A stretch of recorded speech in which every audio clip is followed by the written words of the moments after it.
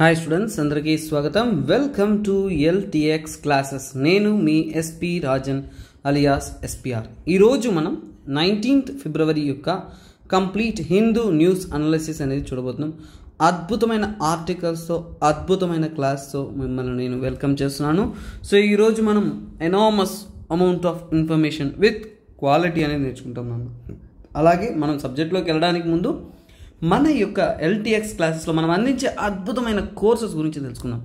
So చూడండి, ఎవరైతే IAS UPSC dream చేస్తున్నారో మీ యొక్క కళలను నిజం చేసే విధంగా తెలుగు రాష్ట్రాలలో అద్భుతమైన కోర్సెస్ తీసుకుంటూ ఆన్లైన్ మరియు ఆఫ్లైన్ ప్లాట్ఫామ్లో స్టూడెంట్స్కి అడిగిన క్వాలిటీ, అడిగిన సబ్జెక్ట్స్ అన్నీ పూర్తి చేస్తూ మనం బెస్ట్ ఎవర్ క్వాలిటీతో ఈ ఇన్స్టిట్యూషన్స్ LTX క్లాస్ అనేది రన్ చేస్తున్నామండి.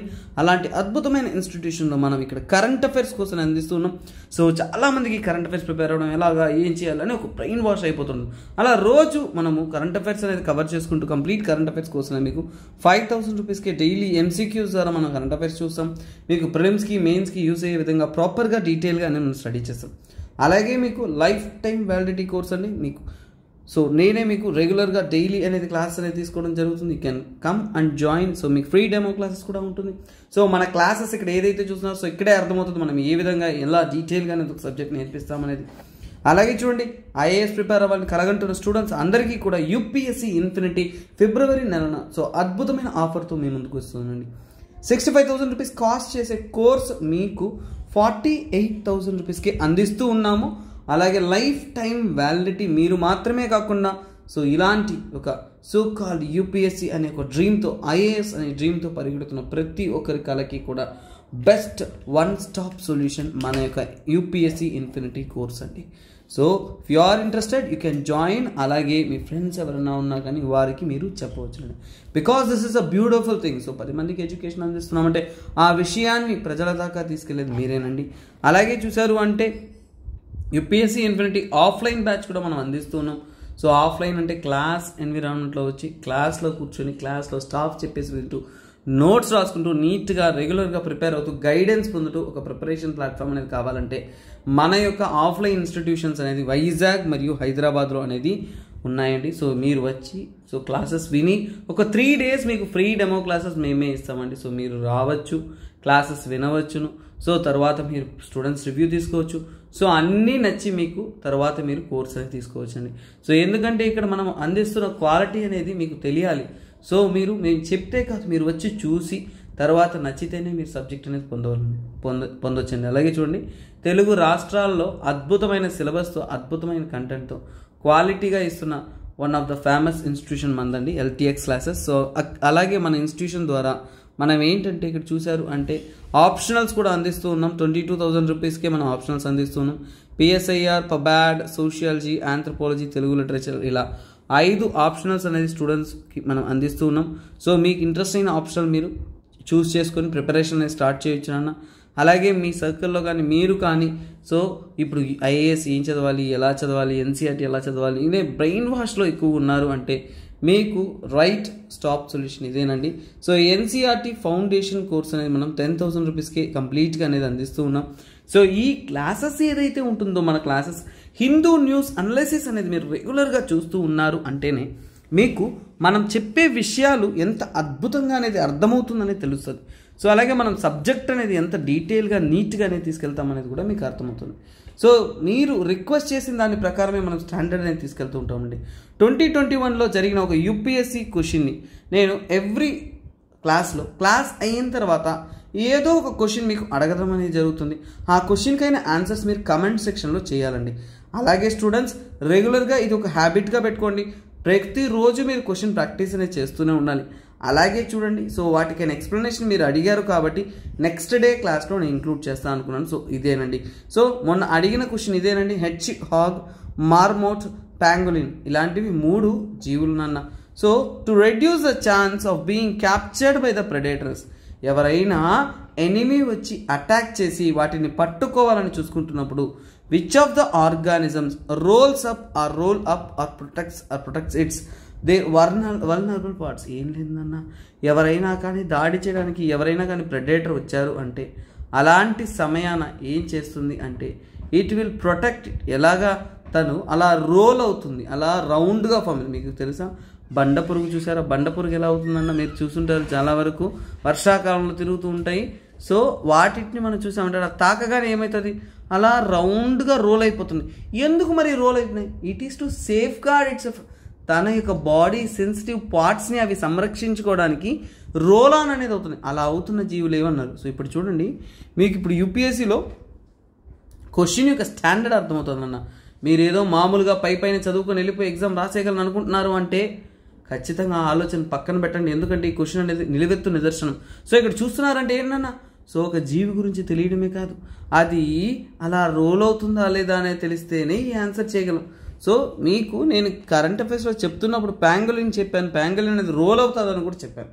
సో ప్యాంగలిన్ అంటే ఇదేనన్నా. సో ప్యాంగలిన్ అంటే ఇదే. సో మనకి ప్యాంగలిన్ అనేది రోల్ అవుతుంది అని తెలుసు. అప్పుడు సో మీ ఆప్షన్ బి అండ్ సి అనేది పోయినట్టే, అవునా? సారీ, నాట్ 3 కదా. 3 అంటే ఏంటి, మీకు మీ ఆప్షన్ అనేది 1 and 2 అనేది పోయినట్టే. సో ఓకేనా. సో ఇప్పుడు ఏంటంటే ఎలిమినేషన్ చేయాలి. ఎలిమినేషన్ అంటే ఏంటి, ఏది కరెక్ట్ మనకు తెలిసిన వెంటనే ముందు ఏవి తప్పో వాటిని తీసేయాలి. సో తర్వాత చూడండి, ఇక్కడ ఇచ్చిన వాటిలో వారు సో మిగతా ఆర్గానిజమ్స్ అనేది వాళ్ళు అంటే ఒక జీవుల గురించి ఇచ్చున్నారు. సో నెక్స్ట్ది ఏంటంటే చూడండి, మామౌత్. ఓకేనా, మార్మౌత్ అంటారు. మార్మౌత్ అంటే ఇదేనన్నా, ఇట్స్ ఎ రోడెంట్, ఎలుక వెరైటీకి చెందింది. ఓకేనా, మార్మౌత్ అనేది ఒక ఎలుక వెరైటీకి చెందింది. సో తర్వాత మీరు చూసేది అంటే here is your one more friend, hedge hog. Hedge hog అనేది కొద్దిగా పాకు పైన అంటారు. అంటే ఫర్ ఎగ్జాంపుల్ అంటే ఒక రోల్ అప్ అవుతుంది, అంటే అలా రౌండ్ అంటే ముళ్ళు ఉంటుంది చూసారా, ఆ విధంగా ఉంటుంది. సో ఇక్కడ చూడొచ్చు ఈ ఇమేజ్ని. So how it is having a sharp spines. So అలా ఎనిమి వచ్చినప్పుడు ఇలా రోల్ అనేది అయిపోతుంది. సో చూడండి, ఇది హెడ్జ్ హాగ్ అనేది రోడెంట్ వెరైటీకి చెందింది అని మీకు తెలిస్తేనే చాలు, ఆన్సర్ అనేది మీకు వచ్చింది. ఓకేనా. So this is words. Okay, sorry, this is marmot, this is your hedgehog. ఓకేనా. సో ఇది మర్మౌత్, ఇది హెడ్జ్ హాగ్. మర్మౌత్ అనేది మనకి సో కాల్డ్ మన యొక్క రోడెంట్ వెరైటీ. రోడెంట్ వెరైటీ అంటే ఎలుక జాతికి చెందిందని మనకి తెలిసిందంటేనే ఈజీ. ఓకేనా. సో అప్పుడు మనం ఆన్సర్ చేయాలి. సో ఇక్కడ చూడండి, హెడ్జ్ హాగ్ అనేది రోల్ అవుతుంది, తర్వాత మన యొక్క సో కాల్డ్ ప్యాంగల్ అనేది రోల్ అవుతుంది. సో అందువల్ల 1 and 3 D is your answer. So ఈ క్వశ్చన్ చెప్పడం కష్టమేనన్నా, బట్ ఈ క్వశ్చన్ అనేది అంటే మీకు బేసిక్స్ తెలిసిందంటేనే సో మీ యొక్క క్వశ్చన్ యొక్క పాసిబిలిటీ పెరుగుతుంది. సో ఇప్పుడు ఎలాగో చెప్పాను కాబట్టి వాటి యొక్క కొన్ని బ్యాక్గ్రౌండ్ స్టడీస్ అని మీకు అందిస్తానన్నా, ఇదే మనం చూడాల్సింది. సో ఇప్పుడు ఎలా చదువుతామనేది మీకు అర్థమవుతుంది. ఫర్ ఎగ్జాంపుల్ ఏంటంటే న్యూస్లో హెడ్జ్ హాగ్ అనేది ఉందనుకోండి, హెడ్జ్ హాగ్ లాస్ట్ ఇమేజ్లో చూపించే కదా, దాన్నే మనం హెడ్జ్ హాగ్ అంటాము. సో ఇదేంటి, స్మాల్ మెమల్. మెమల్ అంటే మెమల్ అంటే పాలిచ్చే జీవరాశుల్లో ఇది ఒకటి అన్నమాట. సో అలాగే ఏంటి, చాలా పొట్టిగా చిన్నగా, బాడీ కూడా లోటు. చూడండి, సో దీని యొక్క బాడీ ఎలా ఉంటుందంటే లో టు గ్రౌండ్. బాడీ అనేది లో టు గ్రౌండ్ అంటే ఏంటి, నేలకు ఆనుకుని చాలా చాలా లో లెవెల్లో అనేది ఉంటుంది. సో అలాగే ఇదేంటంటే it has sharp spines. Sharp spines అంటే ఏంటి, ముళ్ళ కంపల్లాగా సో అది ఉంటుంది. సో సిమిలర్ టు దేనికి, పార్కుప్లైన్ అంటారు. సో వాటికి సిమిలర్గా అనేది ఉంటుంది. సో అలాగే ఏంటంటే ఇదేంటంటే ఇట్ కర్ల్. ఓకేనా, it curl into A ball. So into A ball, ఒక బంతిలాగా ఇది అలా రోల్ అయిపోతుందంట. ఎందుకంటే ఎప్పుడైనా కానీ ఈ జీవరాశులకు ఏవైనా కానీ డేంజర్ వస్తుంది అన్నప్పుడు అలా. సో అలాగే హెడ్జ్ హాగ్స్ అనేది అన్లిమిటెడ్ అవైలబుల్లో ఉన్నాయి. సో ఐయుసిఎన్ లిస్ట్లో తీసుకున్నాము అంటే ఇంటర్నేషనల్ వారీగా, ప్రపంచ వారీగా ఈ యొక్క అనిమల్స్ని సంరక్షించుకోవడానికి ఉంటున్న ఆర్గనైజేషన్ ఐయుసిఎన్. వాటి యొక్క రెడ్ లిస్ట్ అనేది ఒకటి ఉంటుందన్న. ఆ రెడ్ లిస్ట్లో ఇది ఏంటంటే లీస్ట్ కన్సర్న్. లీస్ట్ కన్సర్న్ అంటే ఏంటన్నా, ప్రపంచవ్యాప్తంగా వీటి యొక్క జనాభా అనేది తగినంత విధంగా ఉన్నాయి. సో అందువల్ల వాటిని పట్టించుకోవాల్సిన అవసరం అనేది లేదు అనేది. ఇది hedge hog. So hedge hog అంటే ఇదేనన్నా. సో ఇప్పుడు మీకు డీటెయిలింగ్ చేశానా. సో తర్వాత నెక్స్ట్ ఎలిమెంట్ చూద్దాము. సో మామౌత్. ఓకేనా. సో నెక్స్ట్ మనం చూసేది అంటే మార్మౌత్. ఓకేనా, మార్మౌత్ గురించి చూసారు అంటే సో మార్మౌత్ అంటే ఏంటి, సో ఇది కూడా ఏంటంటే it's a type of giant squirrel. ఓకేనా. సో ఇది కూడా ఏంటి, స్క్విరల్ వెరైటీకి చెందింది. ఓకేనా, స్క్విరల్ వెరైటీకి చెందింది. తర్వాత ఏంటి, ఇది ముఖ్యంగా నార్త్ అమెరికా అండ్ యూరేషియా. ఓకేనా, యూరోప్ అండ్ ఏషియా, అదే యూరేషియా అంటారు, ఈ ప్రాంతాల్లో ఎక్కువగా లభిస్తుంది. ఇది కొద్దిగా బరువుగా కూడా ఉంటుంది, అంటే దీని వెయిట్ అనేది 3 to 7 kgs అనేది ఉంటుందన్న. సో తర్వాత చూసారంటే ఇది చాలా వరకు ఏంటంటే సో కొద్దిగా కోల్డ్ ఎన్విరాన్మెంట్, కొద్దిగా చల్లటి ప్రాంతాల్లోనే ఇది ఎక్కువగా ఉంటుంది. తర్వాత ఏంటి, వీటి బాడీ పైన అంటే options of scales and spines. ఎలాంటి ముళ్ళకంపలో స్కేల్స్ ఇలాంటివి లేవు, అందుకనే ఇది రోల్ ఆన్ అనేది అవ్వదు. ఇది రౌండప్ అనేది అవ్వదు. So that is what your marmot. Pangolin గురించి మన ఆర్టికల్ని మనం డిస్కస్ చేయడం అనేది జరిగింది. So we can get it it. So ఓకేనా. సో ఆ వీడియో చూసారంటేనే మీకు అర్థమైపోతుంది. దిస్ ఇస్ వాట్ అన్న. సో ఇక్కడ నుంచి ఏంటంటే we will look into the చూడండి ప్రీవియస్ ఇయర్ క్వశ్చన్ ఎక్స్ప్లెనేషన్ కూడా నేను చేస్తాను. సో రోజు చేయడం వల్ల ఏంటంటే మీకు ఆ టాపిక్లో ఉన్న క్వశ్చన్ దానికైనా ఆన్సర్ రెగ్యులర్గా ఫాలో అవుతున్న వారికి అద్భుతంగా అనేది హెల్ప్ అవుతుందన్న. సో ఈ రోజు యొక్క కంటెంట్లోకి మనం వెళ్ళిపోతాం. ఓకే స్టూడెంట్స్, సో ఈ ఆర్టికల్ చూసారు అంటే why environmental surveillance for avian influenza is vital. So నాన్న ఫస్ట్ ఆఫ్ ఆల్ ఏంటంటే ఏవియన్ ఇన్ఫ్లుయెన్జా అంటే ఏంటి మనకు తెలియాలి. ఏవియన్ అంటే ఏంటి? పక్షులు నాన్న. సో ఏవియన్ అంటే ఏంటి? పక్షులు. ఇన్ఫ్లుయెన్జా అంటే ఏంటంటే పక్షుల్లో వచ్చే ఒక రకమైన జబ్బు. సో వీటి గురించి మనం ఆల్రెడీ ఏంటంటే ఒక లాస్ట్ వీక్ ఒక ఆర్టికల్ వచ్చింది. సో ఆ ఆర్టికల్ని మనం అద్భుతంగా డీటెయిల్గానే డిస్కస్ చేసాము.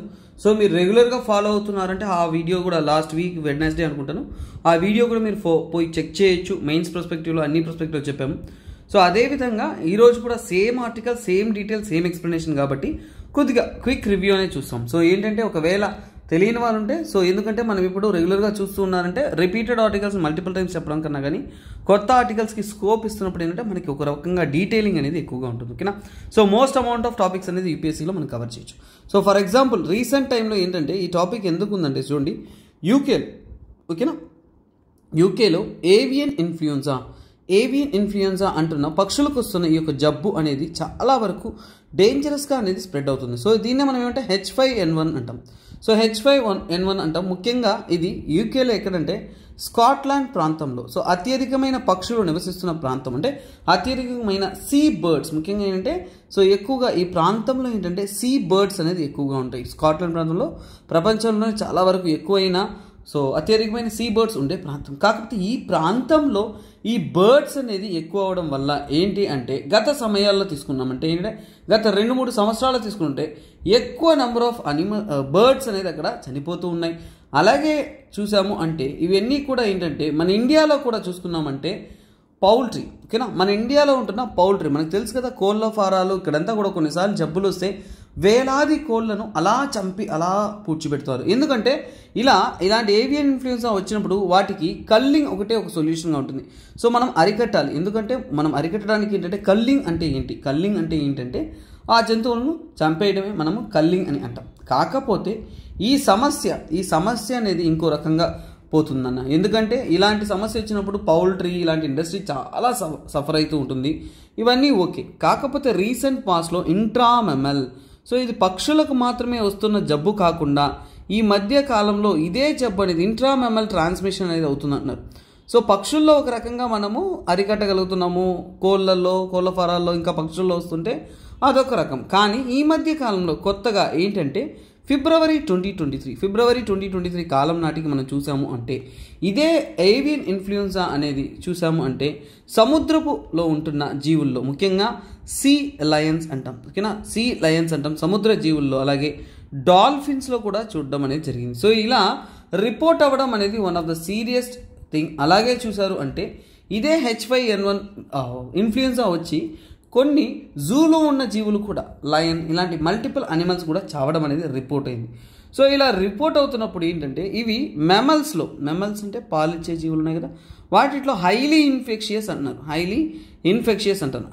ఎందుకంటే సకాలంలో మనం కానీ ట్రీట్ చేయకపోతే అది చాలా వరకు ఏంటంటే చాలా అనిమల్స్కి అనేది జబ్బును కలిగించి చనిపోచేస్తుంది అంటున్నారు. సో అలాగే ఇది ఏంటంటే డిఫరెంట్ టైప్స్ ఆఫ్ అనిమల్స్కి స్ప్రెడ్ అవుతూ వస్తుంది. కాలంతో పాటు అది మ్యూటేట్ అవుతూ ఉండడం వల్ల ఇది అతిపెద్ద సమస్యగానే చెప్తున్నారు. సో అసలు విషయం ఏంటి, ఈ టాపిక్ అనేది ఎన్విరాన్మెంటల్ సర్వేలెన్స్ గురించి. సో మీరు గుర్తుపెట్టుకోండి, ఎన్విరాన్మెంటల్ సర్వేలెన్స్ అంటే ఇది మీకు 2 టాపిక్స్లో మీకు ఎగ్జామ్ ప్రిపరేషన్లో యూపీఎస్సీ ఐఏఎస్ ప్రిపేర్ అవుతున్నారంటే మీ యొక్క ప్రిపరేషన్స్లో ఈ హెడ్లైన్ అనేది మీకు 2 సమయాల్లో చూడొచ్చు. ముఖ్యంగా ఏంటంటే ఇది ఎన్విరాన్మెంట్ టాపిక్లో మనకు వస్తుంది ప్రిలిమ్స్ పర్స్పెక్టివ్లో. మెయిన్స్లో సోషల్ జస్టిస్ అంటే ఏంటంటే సో ఆరోగ్యం పరంగా సోషల్ జస్టిస్ అంటే సార్ పక్షుల కంటే ఓకే, ఇప్పుడు సోషల్ జస్టిస్ అని హ్యూమన్స్ ఎలా ఇంక్లూడ్ చేస్తున్నా అంటే చూడండి నాన్న, మ్యామల్స్కి వస్తుందంటే మనం కూడా మ్యామలే కదా నాన్న.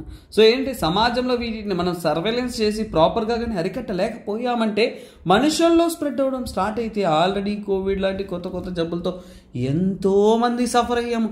మళ్ళీ ఇలాంటి ఇంకొక జబ్బు వచ్చి మనం సఫర్ అవ్వడం అనేది దారుణం కదా నాన్న. సో అందుకే ఏంటంటే వీటి మీద నిఘా ఉంచడం కానీ వాటిని స్టడీ చేయడం కానీ మనము చూడాలి. సో కొన్ని కారణాలు నాన్న. సో కొన్ని మెయిన్స్ పర్స్పెక్టివ్లో కొన్ని పాయింట్స్ మీకు హెల్ప్ అవుతుంది. ఏంటంటే చూడండి, వెట్లాండ్స్ యొక్క ప్రాముఖ్యత చాలా ఎక్కువ నాన్న. వెట్లాండ్స్ అనేది ఎక్కువగా పక్షులు, జీవరాశులు అవన్నీ కూడా వాటి యొక్క డైవర్సిటీ ఎక్కువగా ఉన్న ప్రాంతం. కాకపోతే ఈ మధ్య కాలంలో ఏంటంటే మనము వ్యవసాయం భూములుగా అంటే ఈ యొక్క వెట్లాండ్స్ అనేది మనం ఫామ్ ల్యాండ్స్గా అనేది మార్చేస్తున్నప్పుడు ఈ వెట్లాండ్స్ సరౌండింగ్ రీజియన్స్లో ఇవి కూడా ఏంటంటే వెట్లాండ్స్ 2 పాయింట్స్. ఒకటి, వెట్లాండ్స్ అనేది ఎన్విరాన్మెంటలీ సెన్సిటివ్. సో ఈ ఫామ్ ల్యాండ్స్గా మారుస్తున్నప్పుడు ఏంటంటే ఆల్రెడీ అక్కడ different variety of living organisms అన్నీ ఉంటున్నాయి. కాబట్టి అలాంటి జోన్లో, అలాంటి ఒక ఏరియాలో ఇలాంటి ఒక స్ప్రెడ్ అనేది, ఈ యొక్క బర్డ్స్ అనేవి స్ప్రెడ్ అవ్వడం కానీ, బర్డ్ ఇన్ఫ్లుయెన్జా అనేది స్ప్రెడ్ అవ్వడం కానీ ఎక్కువైతున్నప్పుడు, సో ఇలాంటి జోన్లో there is a possibility to affect the human. Possibility అంటే ఏంటి? Possibility to affect human. So ఇది హ్యూమన్స్ని ఎఫెక్ట్ చేసే ఛాన్సెస్ అనేది ఉంది. సో ఒకవేళ హ్యూమన్స్లోకి వస్తే ఏం చేయాలి, అవునా? ఒకవేళ హ్యూమన్ ఇన్ఫెక్ట్ అయితే ఏం చేయాలి అనేది మనము చాలా జాగ్రత్తగా అనేది స్టడీ చేయాలి. అలాగే వేస్ట్ వాటర్ ఏదైతే ఉంటుందో వాటిలో ఈ యొక్క వైరస్ కానీ బ్యాక్టీరియా కానీ ఇవన్నీ కూడా మోడ్ ఆఫ్ స్ప్రెడ్గా అవుతుంది. కాబట్టి సో మనం వేస్ట్ వాటర్ని సర్వేలెన్స్ అనేది చూడాలి. అలాగే వాటి యొక్క ప్యాథోజన్ సర్వేలెన్స్ అంటారు. ప్యాథోజన్ సర్వేలెన్స్ అంటే ఏంటి సార్? సో ఇప్పుడు ఒక నీరు ఉందంటే ఆ నీటి వనరుల్లో ఏంటంటే ఎంత మాత్రం మనం పొల్యూషన్ ఉంది, ఎంత మాత్రం బ్యాక్టీరియల్ కంటెంట్ ఉంది, ఎంత మాత్రం అవి సో మన హెల్త్కి, మన ఆరోగ్యానికి హానికరం అనేది మనం స్టడీ చేసి చెక్ చేసి ఉంచుతాం. That is waste water purification, అలాగే వాటర్ సోర్సెస్ని స్టడీ చేయడం అనేది చాలా చాలా చాలా చాలా ఇంపార్టెంట్. తర్వాత ఏంటంటే మనము ఇవి ఒక జంతువుల నుంచి స్ప్రెడ్ అంటున్నామా? సో అంటే ఏంటంటే ఇవి వైల్డ్ బర్డ్స్, ముఖ్యంగా ఏంటంటే ఒక్కొక్క అనిమల్స్ నుంచి, ఫర్ ఎగ్జాంపుల్ ఏంటంటే వైల్డ్ బర్డ్స్ ఏవైతే ఉన్నాయో, వైల్డ్ బర్డ్స్ అంటే ఏంటి? అడవిలో నివసిస్తున్న బర్డ్స్ని ముఖ్యంగా మనం వైల్డ్ బర్డ్స్ అని అంటాం. కాకపోతే ఇవి చాలా వరకు ఎలా ఈ వైల్డ్ బర్డ్స్కి రీచ్ అవుతున్నాయి? సింపుల్ థింగ్ అన్న, ఒక పక్షి నుంచి ఇంకో పక్షికి ఈ జబ్బు అనేది ఈజీగా ఎలా స్ప్రెడ్ అవుతుంది? Through faecal. సో వాటి యొక్క ఎక్స్క్రీటా ఏదైతే ఉంటుందో, గాల్లో పోతున్న కాకి అలా మీ పైన అలా రెట్ట వేసి వెళ్ళిపోతూ ఉంటుంది కదా. సో ఇలా ఒక పక్షికి ఇలాంటి వైరస్ అనేది ఈ మోడ్లో స్ప్రెడ్ అవ్వచ్చు కదా. ఇంకోటి, ఓరల్ ట్రాన్స్మిషన్ పాసిబిలిటీ ఉంది. తర్వాత అవి కంటామినేటెడ్ వాటర్ని టచ్ చేస్తున్నప్పుడు ఆ వాటర్ ద్వారా వచ్చే ఛాన్సెస్ ఉంది. సో ఇక్కడ ఎన్విరాన్మెంటల్ సర్వేలెన్స్ అంటే ఇదేనన్నా. సో మనకు ఒక జబ్బు వస్తుంది అన్నప్పుడు అది ఏ విధంగా అంతా వస్తుందో మనం అన్ని రకాలుగా అనేది స్టడీ చేసి ఉండాల్సిన నెసెసిటీ అనేది ఉంది. సో తర్వాత ఏంటంటే మనం చూసుకున్నాము అంటే జాగ్రత్తగా చెరువులు కానీ తర్వాత వెట్లాండ్స్ కానీ ఇంకా చూసాము అంటే ఏమైనా కానీ వాటర్ రిజర్వాయర్స్ ఏవైతే ఉన్నాయో వాటిట్లో మనం ఏంటంటే సో బర్డ్ కర్కాసెస్, సో అంటే పక్షులు ఏవైతే ఉన్నాయో వాటి యొక్క శవాలు కానీ ఇలా చనిపోయిన బర్డ్స్ కానీ ఇలాంటివి ఉండకుండా చూసుకోవాలి. అలా వైరస్ ఇన్ఫెక్ట్ అయిన బర్డ్స్ యొక్క సో కాల్డ్ మెటీరియల్స్ అనేది వాటర్తో కాంటాక్ట్ అవుతుందా లేదా మనం సర్వైలెన్స్ చేయాలి. సో ఇలాంటివన్నీ కూడా మనం జాగ్రత్తగా అనేది అబ్జర్వ్ అనేది చేస్తూ ఉండాలి. ఫర్ ఎగ్జాంపుల్ అంటే ఇందులో మనకి ఏబీసీ అనే పలు వెరైటీలైన సో కాల్డ్ మన యొక్క ఇన్ఫ్లుయెన్జా వైరస్ అనేది ఉంది. కాకపోతే ఏంటంటే మనము ఆ వైరస్ అనేది సో ఎలా స్ప్రెడ్ అవుతుంది, ఎలా రీచ్ అవుతుంది అనే విషయాలు మనం తెలుసుకోవాలన్న. ఇంకా చెప్పాలి అంటే గవర్నమెంట్ అనేది గత సంవత్సరాలుగా ఏంటంటే ఈ వైరస్ సర్వేలెన్స్, సో ముఖ్యంగా ఏంటి వైరస్ సర్వేలెన్స్ అంటే వైరస్ అనేది చాలా ఎక్కువగా స్ప్రెడ్ అవుతుంది కాబట్టి వైరస్ని ప్రాపర్గా సర్వేలెన్స్ చేసి, అలాగే ఏంటంటే సో అవి డెడ్ బర్డ్స్ నుంచి కూడా స్ప్రెడ్ అవుతుందా లేదా అనేది స్టడీ చేసి చెప్పాలి. ఓకేనా? సో ఇదండి ఓవరాల్గా. సో మొన్న చెప్పింది చాలా వరకు ఫ్యాక్చువల్ కంటెంట్, ప్రిలిమినరీ కంటెంట్గా చెప్తాను. సో ఈరోజు చెప్పింది ఏంటి ఎన్విరాన్మెంటల్ సర్వేలెన్స్. బర్డ్స్కి సంబంధించి ఎన్విరాన్మెంటల్ సర్వేలెన్స్ అంటే ఏంటి, ఎలా చేయాలి అనే దాని గురించే మనం చూసాం. సో అందుకే చెప్తున్నాను, ఆ వీడియోలో ఉంటున్న కంటెంట్ కూడా గత వీడియోలు కూడా ఫాలో అవుతురండి. అప్పుడు మీకు క్వాలిటీ అనేది అద్భుతంగా అనేది అర్థమవుతుంది. ఈ ఆర్టికల్లో ఏం చెప్పారు అనేది మాత్రమే చెప్పాను. ఈ ఇన్ఫ్లుయెన్జా అనేది బర్డ్స్ ఇన్ఫెక్ట్ చేస్తుంది, అతిపెద్ద సమస్య. దానికి గవర్నమెంట్స్ అనేది ఎన్విరాన్మెంటల్ సర్వైలెన్స్ అనేది జనరేట్ చేయాలి. ఓకేనా? సో నెక్స్ట్ ఆర్టికల్లోకి వెళ్తాం. సో ఇది ఒక అద్భుతానికి అద్భుతమైన ఆర్టికల్ అన్న. రూరల్ టూరిజం అన్న. టూరిజం అంటే ఏంటి సార్? దుబాయ్ పోతాను సార్, యూఎస్ పోతాను సార్, బయట దేశాలు పోతే టూరిజం సార్. ఇండియాలో అంటే ఆగ్రా పోతాం, తాజ్మహల్ పోతాం, ఇంకా ఢిల్లీ పోతాం, కలకత్తా పోతాం, ముంబై పోతాం. అంటే ఏంటి? మనం ఒక టూరిజం అంటేనే ఏదో ఒక సిటీకి వెళ్తే అక్కడ బీచ్, పెద్ద పెద్ద బిల్డింగ్లు, ఇంకా ఎంటర్టైన్మెంట్ స్పాట్స్ ఇలా ఊహిస్తూ ఉంటాం. కానీ ఇప్పుడు మన ఇండియాలో ఒరిజినల్ నేచురల్ టూరిజం అది మన యొక్క రూరల్ టూరిజం. ఈ ఆర్టికల్ అనేది రూరల్ టూరిజంని ప్రమోట్ చేసే విధంగా, రూరల్ టూరిజం యొక్క ప్రాముఖ్యతను తెలిపే విధంగా ఉంది నాన్న. This is very very very important topic for your UPSC prelims and mains నాన్న. సో ఎందుకంటే ఇది పొటెన్షియల్ ఎలిమెంట్. పొటెన్షియల్ అంటే ఏంటి? పొటెన్షియల్ అంటే ఇది ఫ్యూచర్లో అద్భుతమైన, ఇప్పుడు చూడండి చాలామంది సిటీలో వదిలి గ్రామాల్లో వచ్చి కూడా ఒక హౌసెస్ కన్స్ట్రక్ట్ చేసుకుని ఇలా ఉంటూనే ఉన్నారు నాన్న. సో ఇది ఏంటంటే మనకి ఇండస్ట్రియల్ సెక్టార్ యొక్క టాపిక్ నాన్న. సో ఇండియన్ జోగ్రఫీ కానీ ఎకనామీలో, ఇండియన్ ఇండస్ట్రీలో మనము ఈ యొక్క టూరిజం అనేది వన్ ఆఫ్ ద ప్రాముఖ్యమైన ఇండస్ట్రీ. ఓకేనా? సో అలా ఉంటున్న మన ఇండస్ట్రీలో ఈ రూరల్ టూరిజం ప్రమోట్ చేయడం వల్ల మన ఇండియా యొక్క బ్యాక్ బోన్ని మనం నిలబెట్టినట్టు అవుతాము. అలాగే మన ఇండియా యొక్క బ్యాక్ బోన్ అంటేనే విలేజ్ నాన్న. సో ఆ విలేజ్ యొక్క సంస్కృతిని, విలేజ్ యొక్క యూనిక్నెస్ని మనం ఈ యొక్క టూరిజం ద్వారా ప్రమోట్ చేయడానికి అనేది అద్భుతమైన అవకాశం ఉందని చెప్తున్నారు. సో దాని గురించే మనము డీటెయిల్గానే స్టడీ చేస్తాం. సో స్టూడెంట్స్, సో ఈ ఆర్టికల్ అనేది మనము డిఫరెంట్ పర్స్పెక్టివ్లో చూస్తాం. ఫస్ట్ ఆఫ్ ఆల్ ఏంటంటే రీసెంట్ బడ్జెట్ కానీ రీసెంట్ 2023లో ఈ యొక్క రూరల్ టూరిజం టాపిక్ ఏంటి, సో వీటి యొక్క ఇంపార్టెన్స్ ఏంటి నాన్న. ఈ ఆర్టికల్ అనేది కురుక్షేత్రాలో, ఓకేనా, కురుక్షేత్ర మ్యాగజైన్లో, ఓకేనా, కురుక్షేత్రాలో ఏంటంటే ఆల్రెడీ అనేది ఇవ్వడం జరిగింది. సో ఓకేనా. సో అలాగే ఇది ఒక మెయిన్స్ ఓరియంటెడ్ టాపిక్ మాత్రమే కాదు, ఈ క్వశ్చన్ అనేది, ఈ టాపిక్ అనేది ఎస్ఏ పొటెన్షియల్ టాపిక్ నాన్న. ఎస్ఏ కూడా అడిగే అవకాశం ఉండే అద్భుతమైన టాపిక్. ఇండియన్ ఇండస్ట్రీ టూరిజాన్ని తెలియజేస్తున్న one of the beautiful topic. So ఇక్కడ చూడండి, సో ఈ యొక్క టూరిజం ప్రమోషన్స్ కోసం మన ఇండియన్ గవర్నమెంట్ సైడ్ నుంచి చూసుకున్నామంటే యూనియన్ టూరిజం మినిస్టర్ ఉన్నారు నాన్న. సో మన ఇండియన్ గవర్నమెంట్లో టూరిజాన్ని ముందుంచి నడిపించడానికి మన యొక్క టూరిజం మినిస్టర్ వారు ఉన్నారు. ఆ మినిస్ట్రీ తరపు నుంచి, సో రీసెంట్గా ఆ మినిస్ట్రీ తరపు నుంచి ఈ గ్రామ స్థాయిలో టూరిజాన్ని ప్రమోట్ చేసే విధంగా వారు ఏం తెచ్చారంటే బెస్ట్ టూరిజం. సో ఒక కొత్త ఇనిషియేటివ్ తీసుకొచ్చారు. ఏంటది? Best tourism village competition. So competition పెట్టారు నాన్న. సో ఆ కాంపిటీషన్ అనేది ఆన్లైన్ ప్లాట్ఫామ్ అంటే ఏంటి? ఒక పోర్టల్ ద్వారా, సో ఒక ఆన్లైన్ ప్లాట్ఫామ్ పోర్టల్ ద్వారా ఏంటంటే వారు క్రియేట్ అనేది చేశారు. సో దీని ద్వారా ఏంటంటే సో టూరిజంని ప్రమోట్ చేసే విధంగా గ్రామ స్థాయిలో, సో దాన్నే మనం ఏమంటాం? Rural tourism portal. సో గుర్తుపెట్టుకోండి అన్న, రూరల్ టూరిజం పోర్టల్ ద్వారా ఒక కాంపిటీషన్ జరిపిస్తున్నారు. ఏ గ్రామం అయితే అద్భుతంగా టూరిజం అనేది డెవలప్ చేస్తుంది అనేది చెప్తున్నారు నాన్న.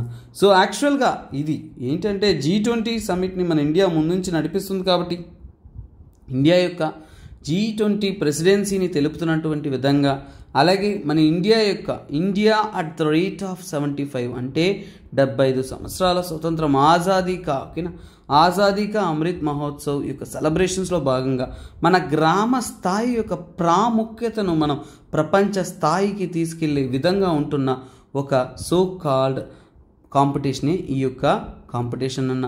సో దీని ద్వారా ఏంటి? మనం రూరల్ టూరిజం యొక్క ప్రమోషన్ చేస్తున్నాం. అలాగే మనం వీటి ద్వారా మనం ఏంటంటే టూరిజంని డెవలప్ చేయడం కోసం, సో ఇప్పుడు చెప్తున్న పదాలన్నీ కూడా మీకు ఏంటంటే వాట్ అనేది మీకు ప్రిలిమ్స్ ఇంపార్టెంట్ అన్న. ఫర్ ఎగ్జాంపుల్ అంటే విజిట్ ఇండియా ఇయర్. సో ఇది చూడండి, విజిట్ ఇండియా ఇయర్. మనం క్యాంపెయిన్స్ జరిపిస్తున్నాం. విజిట్ ఇండియా ఇయర్ 2023 అంటే 2023లో అన్ని దేశాల వారిని కూడా మన దేశానికి రండి, మా దేశం యొక్క అద్భుతాన్ని చూడండి.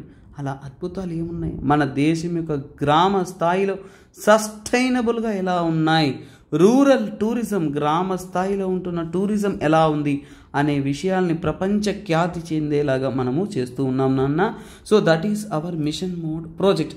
సో ఇది rural tourism. So for example ఇప్పుడు రూరల్ టూరిజం అంటే ఏంటి, దాని యొక్క వర్క్ అంతా కూడా ఎవరు జరిపిస్తున్నారు? సో గ్రామ స్థాయిలో మనకి టూరిజం అనేది బాగా డెవలప్ అవడానికి మనకి ఓవరాల్గా ఏంటంటే సెంట్రల్ గవర్నమెంట్ నోడల్ ఏజెన్సీగా అనేది వర్క్ అవుతుందన్న. సెంట్రల్ గవర్నమెంట్ అనేది వర్క్ అవుతుంది నోడల్ ఏజెన్సీగా రూరల్ టూరిజంని ప్రమోట్ చేసే విధంగా. అలాగే చూడండి ఇక్కడ వీరి యొక్క కోఆర్డినేషన్ అనేది స్టేట్ లెవెల్లో ఒక బాడీ ఫామ్ చేస్తారు, తర్వాత సెంట్రల్ లెవెల్లో ఒక బాడీ ఉంటుంది. సెంట్రల్ అండ్ స్టేట్ లెవెల్తో పాటు వారు ఏంటంటే ప్రతి ఒక్క గ్రామ స్థాయిలో కూడా, ఓకేనా, సో ప్రతి ఒక్క గ్రామ స్థాయిలో కూడా కనెక్ట్ చేస్తున్నారు. సో కాకపోతే ఈ యొక్క రూరల్ టూరిజం అనేది మనం ఎలా ప్రమోట్ చేస్తున్నాం మన ఇండియాలో? So it is based on 6 niches, అంటే 6 క్యారెక్టర్స్. వారి యొక్క గుణాధిశయాలను బట్టి, వారి యొక్క విలువలు ఉంటే ఒక గ్రామ స్థాయిలో ఉంటున్న ఒక టూరిజంని ప్రమోట్ చేయడానికి మనము ఎన్ని సెక్షన్స్ తీసుకుంటున్నామంటే చూడండి, గ్రామం అంటే మీ మైండ్లో ఒకటి గుర్తు రావాలి. ఒకటి అగ్రి టూరిజం, వ్యవసాయాన్ని ప్రమోట్ చేస్తూ మనం అగ్రి టూరిజం అని చేస్తున్నాం. మహర్షి మూవీలో పాపం హీరో బయట దేశాల నుంచి పరిగెత్తుకుంటూ వచ్చి మన ఇండియాలో వ్యవసాయం చేస్తున్నారా లేదా? సో ఇలాంటి విషయాల్ని మనము ప్రమోట్ చేసే విధంగా ఉంటుంది అగ్రి టూరిజం. సో గ్రామం అంటే అగ్రికల్చర్ మాత్రమేనా? కాదు నాన్న, గ్రామాల్లో ఆర్ట్ అండ్ కల్చర్ కూడా అద్భుతంగా ఉంటుంది. సో ఒక్కొక్క గ్రామంలో ఉంటున్న అద్భుతమైన ఆర్ట్ అండ్ కల్చర్ని మనం ప్రమోట్ చేస్తాము. తరువాత ఎకో టూరిజం. సో చాలా వరకు మనకి ఈ యొక్క ఎకో టూరిజం అనేది ప్రజెంట్ డే సిస్టంలో ఎకో సిస్టమ్ని కాపాడుకుంటూ సస్టైనబుల్గా క్రియేట్ చేస్తూ మనము ఒక ఉదాహరణగా అనేది నిలుస్తున్నాం. తరువాత వైల్డ్ లైఫ్ టూరిజం, ముఖ్యంగా ట్రైబల్ ప్రాంతంలో కొన్న ఉయ్యాల కోన జంపాల అన్నట్టు పాటలు పాడుతుంటే పాపం తెల్లోడు వచ్చి ఎత్తుకెళ్ళిపోతాడు. కాకపోతే ఇది ఏంటినన్నా, అక్కడ వైట్ పర్సన్ అక్కడికి వెళ్ళేదేంటి? దాట్ ఈస్ వాట్, అక్కడున్న వైల్డ్ లైఫ్ని ఆస్వాదించడానికి. కొన్ని ట్రైబల్ గ్రామాల్లో మనం అద్భుతమైన వైల్డ్ లైఫ్ అనేది ఆస్వాదించాలి. సో అక్కడున్న కంటెంట్ మనం తీసుకోవాలి. సో అందువల్ల వైల్డ్ లైఫ్తో పాటు ట్రైబల్ టూరిజం. సో వారి యొక్క కల్చర్ యూనిక్గా ఉంటుంది. కాంతారా మూవీ చూస్తే తెలుస్తుంది ఓ అంట. సో ఒక్కొక్కరు ఒక్కొక్క విషయాన్ని వారు యూనిక్ స్టైల్లో గ్రామ స్థాయిలో ఉంటున్న స్పెషల్ థింగ్స్ అనేది ప్రమోట్ చేసుకుంటూ, అలాగే ఆ ప్రాంతంలో ఏంటంటే హోమ్ స్టేస్. కొన్నిసార్లు గ్రామ స్థాయిలో ప్రజలు పోయి అట్లీస్ట్ మీకైనా నాకైనా అందరికీ ఒక ఆశ ఉంటుంది కదా నాన్న, అట్లీస్ట్ ఒక రోజైనా కానీ అలా గ్రామ స్థాయిలో అలా పొద్దున్న లేచి లైఫ్ స్టైల్లో ఒక 1 డే అన్న బతకాలనే కోరిక ప్రతి ఒక్కరికి అర్బన్ లైఫ్ స్టైల్ అలవాటైన వాళ్ళకి ఉంటుంది. సో అలాంటి హోమ్ స్టేస్ అందించడం వల్ల గ్రామ స్థాయిలో ఉంటున్న రూరల్ టూరిజం అనేది మనం అద్భుతంగా అనేది ప్రమోట్ చేస్తున్నాం నాన్న. సో ఈ విధంగా టూరిజం ప్రమోట్ చేయడానికి so these are all the methods. So మన ఇండియాలో ఇది చూడండి, ప్రిలిమ్స్ మాత్రమే కాదు, మెయిన్స్లో ప్రిలిమ్స్లో రూరల్ టూరిజానికి 6 సెక్షన్స్ మనం ఫాలో అవుతున్నాం. అవి ఏవి అని అడిగినప్పుడు ఈ 6 మీ బ్రెయిన్లో గుర్తు రావాలి. అలాగే మెయిన్స్లో రూరల్ టూరిజం ప్రమోషన్ గురించి క్వశ్చన్స్ వచ్చినప్పుడు ఏ సెక్టార్లో ఎలాంటి విషయాల్ని మన సెంట్రల్ గవర్నమెంట్ ప్రమోట్ చేస్తున్నప్పుడు ఈ 6 పాయింట్స్ మీకు చాలా అంటే చాలా ఇంపార్టెంట్. అలాగే చూడండి, ఇది మాత్రమే కాదు, ఇలాంటి ఒక మోడల్ ప్రాజెక్ట్ని గవర్నమెంట్ లాంచ్ చేసి ఖాళీగా కూర్చుంటుందా? లేదు నాన్న. 134 విలేజెస్, ప్రస్తుతానికి మన ఇండియాలో ఉంటున్న 134 విలేజెస్ని సెలెక్ట్ చేశారు. సో అలాగే ఇందులో ముఖ్యంగా ఏంటంటే మార్టూర్ గ్రామం. సో పైన ఇచ్చిన ఆర్టికల్ అనేది ఈ మార్టూర్ గ్రామం గురించేనన్న. ఈ మార్టూర్ గ్రామం అనేది ఎక్కడంటే కర్ణాటకలో. సో కర్ణాటకలో ఉంటున్న ఒక గ్రామం. సో ఈ గ్రామంలో ఒక యూనిక్ థింగ్ ఉంది నాన్న. సో యూనిక్ థింగ్ అంటే అక్కడ ఏం స్పెషల్ సార్, మార్టూర్ గ్రామంలో ఉన్నవారు సో చూసారంటే సాంస్క్రిట్ మాట్లాడతారు. సో సార్ దాంట్లో గొప్ప ఏముంది సార్? సో ఇక్కడ చూడండి, మన ఇండియాలో సాంస్క్రిట్ మాత్రమే మాట్లాడే గ్రామం ఉందంటే అది మార్టూర్. సో ఇక్కడ అద్భుతం, సాంస్క్రిట్ మాట్లాడడం కాదు, సాంస్క్రిట్ ఓన్లీ. సో నాన్న వేదాలను అప్పుడప్పుడు మంత్రాలుగా చదువు వదిలేస్తామే కానీ వాటిని పర్టికులర్గా స్పెషలైజ్డ్గా చూస్తున్న ప్రాంతం అనేది లేదు. సో అలాంటి ఒక ప్రాంతాన్ని మనం గుర్తించి ఇక్కడ టూరిజం ప్రమోట్ చేసాం. ఈ ఫ్యాక్ట్స్ మీకు ప్రిలిమ్స్లో అద్భుతంగా హెల్ప్ అవుతుంది. మెయిన్స్లో మీ పాయింట్స్ని ఒక క్వశ్చన్ రాస్తున్నప్పుడు ఆ క్వశ్చన్ యొక్క ఆన్సర్ని జస్టిఫై చేయడానికి, వాల్యూ అడిషన్కి హెల్ప్ అవుతుంది. తర్వాత తీసుకున్నా అంటే మాచ్లీ, ఇంకో గ్రామం ఉంది నాన్న, మాచ్లీ అనేది ఎక్కడుందంటే మహారాష్ట్రలో ఉంది. సో మహారాష్ట్రలో ఉంటున్న ఈ యొక్క విలేజ్ అనేది చాలా వరకు ఏంటంటే అగ్రేరియన్ హోమ్ స్టే. అగ్రేరియన్ అంటే గ్రామ స్థాయిలో పోయి ప్రజలు నివసించడానికి, ఆ యొక్క గ్రామ స్థాయి జీవితాన్ని ఆస్వాదించడానికి అనేది హెల్ప్ అవుతుంది. సో అలాగే మనము ఇంకొక విలేజ్ ఉంది, అది ఏంటంటే బిష్నాయ్ విలేజ్. బిష్నాయ్ విలేజ్ అనేది ఎక్కడుందంటే మీకు that is in your Rajasthan. So రాజస్థాన్లో ఉంటున్న ఈ యొక్క విలేజ్లో స్పెషల్ ఏంటి, రాజస్థాన్లో ఏంటంటే చాలా వరకు అంతరించిపోతున్న గ్రేట్ ఇండియన్ బస్టర్డ్, ఓకేనా, గ్రేట్ ఇండియన్ బస్టర్డ్ బర్డ్ అనేది ఉంది నాన్న. సో ఇలాంటి ఒక unique variety of animal life style అన్నిటినీ కూడా వారు ప్రమోట్ అనేది చేస్తున్నారు. సో ఇది మాత్రమే కాదు, నాగాల్యాండ్లో కొన్యాక్, ఓకేనా, కొన్యాక్ అనేది ఉంది, ఓకేనా, కొన్యాక్ అనేది నాగాల్యాండ్లో ఉంది నాన్న. సో ఈ కొన్యాక్ అనేది నాగాల్యాండ్లో ఉంటున్న ప్రాంతంలో చాలా వరకు టీ ఎస్టేట్స్ ఇవన్నీ కూడా ఉంటున్నాయి. కాకపోతే ఇక్కడ ఏంటంటే ప్రజలను ట్రైబల్ కల్చర్ని, ఆ ప్రాంతంలో ట్రైబల్ కల్చర్ని ప్రజలకు పరిచయం చేసే విధంగా తీసుకెళ్తూ ఉన్నారు. అలాగే అద్భుతాలు అంటే అద్భుతాలు, కానీ మన తెలుగు రాష్ట్రాల్లో ఉన్న అద్భుతం గురించి తెలుసుకోకుండా ఎలా ఉంటాం నాన్న, పోచంపల్లి, ఓకేనా. సో ఇదే ప్రాజెక్ట్లో పోచంపల్లి గ్రామం కూడా ఉంది, అందరికీ తెలిసిందే, ఇట్ ఈస్ ఇన్ తెలంగాణ, ఓకేనా. తెలంగాణ స్టూడెంట్స్ అందరూ కూడా హాయ్ చెప్పండి, ఎందుకంటే పోచంపల్లి గురించి ఇచ్చారు కదా మీ తెలంగాణ ఎగ్జామ్స్ కూడా. ఈ పాయింట్ చాలా చాలా చాలా ఇంపార్టెంట్. మరి పోచంపల్లి అంటేనే అందరికీ తెలిసిందే ట్రెడిషనల్ వీవింగ్ ఆర్ట్ ఫామ్ అన్న. సో ట్రెడిషనల్గా వీవింగ్ అనేది ఇక్కడ జరుగుతుంది. ట్రెడిషనల్ వీవింగ్ టెక్నిక్స్ వాటిని ఇక్కడ మనం ప్రమోట్ చేస్తూ ఉన్నాం. అలాగే నెక్స్ట్ ఏంటంటే, సో ఇక్కడ చూసాము అంటే నెక్స్ట్ ప్రాగ్పూర్ గ్రామం అనేది ఉంది. ఈ ప్రాగ్పూర్ గ్రామం అనేది హిమాచల్ ప్రదేశ్లో ఉంది నాన్న. ఇందులో ఏంటంటే కాంగ్రా హెరిటేజ్, ఓకేనా, కంగ్రా అంటారు, లేదంటే కంగ్రా అంటారు, కాంగ్రా హెరిటేజ్ ఆర్కిటెక్చర్, వారి యొక్క యూనిక్ ఫామ్ ఆఫ్ ఆర్కిటెక్చర్ అనేది ప్రమోట్ చేస్తున్నాను. సో ఇక్కడ ఈ పేరు చదివినప్పుడే మీకు అర్థమైపోతుంది మన ఇండియాలో యూనిక్. సార్ ఈ 6 చెప్పడానికైనా కారణం ఏంటి సార్ నాన్న, ఫస్ట్ 6 సెక్టార్స్ చెప్పిన తర్వాత 6 సెక్టార్స్లో ఏదో ఒక ఉదాహరణ మీరు ఎగ్జామ్కి ఇవ్వాలి కాబట్టి ఈ పదాలు ఇవ్వడం జరిగింది. సో ఇలాంటివి మనము ఉదాహరణగా ఇవ్వాలి. ప్రిలిమ్స్లో కూడా మ్యాచింగ్ క్వశ్చన్స్ వస్తాయి, గుర్తుందా మీకు? అలాంటి క్వశ్చన్స్లో ప్రాముఖ్యత ఎక్కువ, అందువలన ఇలాంటి క్వశ్చన్స్ మనము టాపిక్స్ అనేది పర్టికులర్గా అనేది చదువుకోవాలి. ఇవి మాత్రమే కాదు నాన్న, టెక్స్టైల్, వీవింగ్, ఫోక్ ఆర్ట్, ఇలా మల్టిపుల్ సెక్టార్లో కమ్యూనిటీ డెవలప్మెంట్ కోసం, వీటన్నిటి కోసం మనం ఏంటంటే ఇలాంటి ప్రమోషన్స్ అనేది చేస్తూ ఉన్నామన్న. సో అలాగే తీసుకున్నామంటే వీటి యొక్క సిగ్నిఫికెన్స్, అసలు ఈ రూరల్ టూరిజం యొక్క ముఖ్యత్వం ఏంటి, సో ముఖ్యత్వం అంటే ఏంటి, సిగ్నిఫికెన్స్ అనేది ఏంటో మనం చూద్దాం. సో గ్రామ స్థాయిలో టూరిజం అనేది మనం ప్రమోట్ చేయడం వల్ల మనం ఏమి ఇస్తున్నాం నాన్న, ప్రపంచానికి సస్టైనబిలిటీ. సో ఇప్పుడు ఎంతదా మనం సిటీ అంటున్నా కానీ ఆ నేచర్తో దగ్గరగా ముడిపట్టి ఉంటున్న ఒక సత్సంబంధం ఏంటంటే గ్రామ స్థాయిలో ఉంటుంది. సో సస్టైనబుల్గా ఉంటుంది. అలాగే గ్రామ స్థాయిలో ఇలాంటి టూరిజం ప్రమోట్ చేయడం వల్లకి ఏంటి, ఆ ప్రాంతాల వారికి ఇన్ఫ్రాస్ట్రక్చర్, ఒకప్పుడు గ్రామ స్థాయిలో 2G వచ్చేదే కష్టం, ఇప్పుడు 4G 5G అన్నీ వస్తున్నాయి. ఇలాగా ప్రతి ఒక్కరి దగ్గర స్మార్ట్ టెక్నాలజీ ఉందా, బళ్ళు ఉన్నాయి, రోడ్లు ఉన్నాయి, అన్నీ ఉన్నాయి. అంటే ఏంటి, వారికి కావాల్సిన ఇన్ఫ్రాస్ట్రక్చర్ అనేది డెవలప్ చేస్తున్నాం.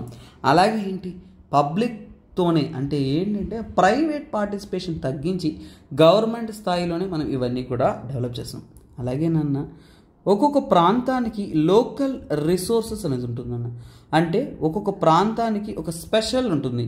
అలాగే లోకల్ ప్రాంతంలో ఒక్కొక్క కమ్యూనిటీ పీపుల్ ఉంటారు, ఒక్కొక్క ట్రైబల్స్ కానీ ఒక్కొక్క డిఫరెంట్ కైండ్ ఆఫ్ పీపుల్ అనేవారు ఉంటారు. సో వారందరినీ కూడా మనం ఏం చేస్తున్నాము, వారందరికీ కూడా ఏంటంటే సో డెవలప్మెంట్ అనేది ఇస్తున్నాము, వారికి ఒక అవకాశం అనేది ఇస్తున్నాము. అలాగే వారికి ఒక అద్భుతమైన ఎన్విరాన్మెంట్ అనేది క్రియేట్ చేస్తున్నాం. సో దీని ద్వారా ఏంటంటే మనం ఒక నెక్స్ట్ లెవెల్లో ఇండియా అనేది డెవలప్ చేస్తున్నాం. అలాగే మన వ్యవసాయాన్ని సంబంధించి టూరిజాన్ని మనం ప్రమోట్ చేసాము అంటే మన ఇండియాలో మార్కెట్ అనేది చాలా వరకు ఇప్పుడున్న గ్రోత్ రేట్తో కంపేర్ చేసుకుంటే పొటెన్షియల్ గ్రోత్ రేట్ అంటారు. పొటెన్షియల్ అంటే ఏంటంటే చాలా వరకు వేగవంతంగా దేశంలో పెరుగుదల ఉండగలిగిన ఒక డిపార్ట్మెంట్ ఇది, లేదా ఒక ఇండస్ట్రీ ఇదని చెప్పచ్చు. సుమారుగా 11.4% గ్రోత్ రేట్, ఓకేనా. సో గ్రోత్ రేట్ ఉంటుంది అంటున్నారు, ఓకేనా. సో 11% కంటే ఎక్కువ గ్రోత్ రేట్ అనేది చూడొచ్చు అనేది వీరు చెప్తున్నారు. అలాగే ఈ 2020 నుంచి 2030లోగా ఈ యొక్క సెక్టార్ని కానీ మనం డెవలప్ చేశాము అంటే ఏంటి, మనము గ్రామ స్థాయిలో డెవలప్మెంట్ అందించవచ్చు, ఓకేనా. సో గ్రామ స్థాయిలో మనం డెవలప్మెంట్ అందించవచ్చు.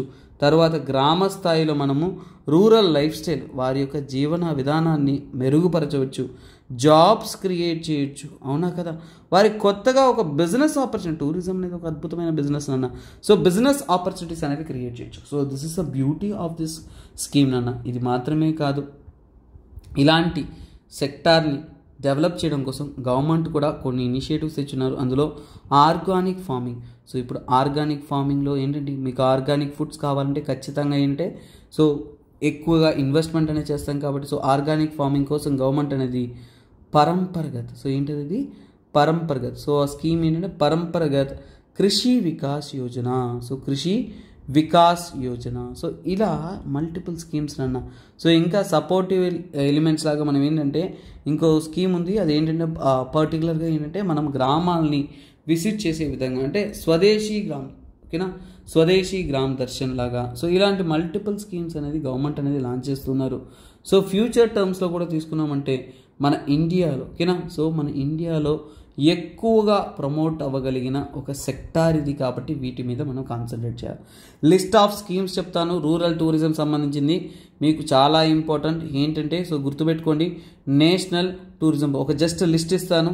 సో ఎందుకంటే మీకు కన్సాలిడేటెడ్ లిస్ట్ ఉండదు, అందువల్ల నేను ఇస్తున్నాను. చూడండి, నేషనల్ టూరిజం పాలసీ 2015లో ఫామ్ చేశారు. సో అందులో భాగంగా స్వదేశ్ దర్శన్, మన భారతదేశాన్ని విజిట్ చేయడానికి చుట్టుపక్కల ప్రపంచంలో ఉంటున్న అందరినీ కూడా మనం పిలుస్తున్నటువంటి పిలుపులాగా స్వదేశ్ దర్శన్ స్కీమ్ అనేది అందిస్తూ ఉన్నాము. సో తరువాత ఏంటంటే దీని ద్వారా ఏంటి థీమాటిక్ సర్క్యూట్స్, అంటే మన ప్రాంతాల్లో మన దేశంలో ఒక్కొక్క ప్రాంతంలో ఉంటున్న స్పెషలైజ్డ్ థింగ్స్ అంతా కూడా మనం డెవలప్ చేస్తాం. అలాగే చూడండి, మన మినిస్ట్రీ ఆఫ్ కల్చర్ ద్వారా చూడండి, మన మినిస్ట్రీ ఆఫ్ కల్చర్, మన కల్చర్ మినిస్ట్రీ ద్వారా ఏంటంటే కల్చర్ని డెవలప్ చేయడానికి మనం ఏంటంటే నేషనల్ మిషన్ ఆన్, సో చూడండి ముఖ్యంగా ఏంటంటే మన కల్చర్ అనేది డెవలప్ చేయాలి కాబట్టి national mission on cultural mapping. So మన కల్చర్ని ప్రాపర్గా ఫైండ్ చేసి మ్యాపింగ్ చేస్తూ, అలాగే మనం ఏంటంటే మన ఇండియన్ కల్చర్ని ప్రమోట్ చేస్తున్నాం, నేషనల్ వైడ్ ప్రమోట్ చేయడం, అవగాహన కలిగించడం. సో ఇలా ప్రమోషన్ అంటే ముఖ్యంగా అవేర్నెస్, ఓకేనా, మనము అవేర్నెస్ అనేది అందించాలి. సో ఇక నేషనల్ కల్చర్ని ప్రమోట్ చేసే విధంగా మనం అవగాహన అందిస్తూ అలాంటి ఒక స్కీమ్ మళ్ళీ లాంచ్ చేశారన్న. అది ఏంటది, హమారీ సంస్కార్, ఓకేనా, హమారీ సంస్కృతి, హమారీ సంస్కృతి, హమారీ పెహచాన్. సో హమారీ సంస్కృతి హమారీ పెహచాన్ ఏం లేదన్న, మన సంస్కృతియే మనకైన గుర్తింపు అనేది ప్రపంచ స్థాయిలో తెలిపే విధంగా ఒక అభియాన్, ఒక స్కీమ్ అనేది లాంచ్ చేశారు. ఇవన్నీ కూడా గ్రామ స్థాయిలో టూరిజం అనేది ప్రమోట్ చేయడానికి.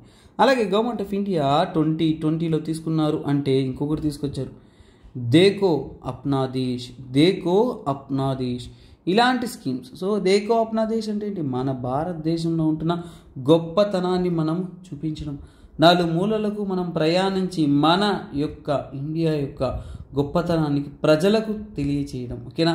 సో అలాగే ఏంటంటే గవర్నమెంట్ అనేది చాలా స్ట్రాటజీస్ కానీ డ్రాఫ్ట్ నేషనల్ స్ట్రాటజీ అంటే మనము గ్రామ స్థాయిలో వీటిని డెవలప్ చేయడానికి ఎలాంటి మెథడ్స్, ఎలాంటి విషయాలు తీసుకోవాలనేది అందిస్తున్నారు.